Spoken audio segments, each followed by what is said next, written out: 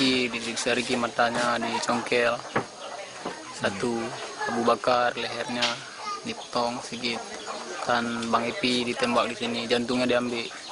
Jantungnya diambil dalamnya, pahanya dipotong di sini, diambil dari ini lagi.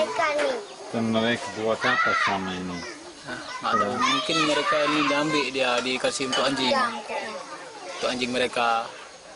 Dan jantung kadang-kadang dimakan mereka karena mereka marah sama orang Aceh.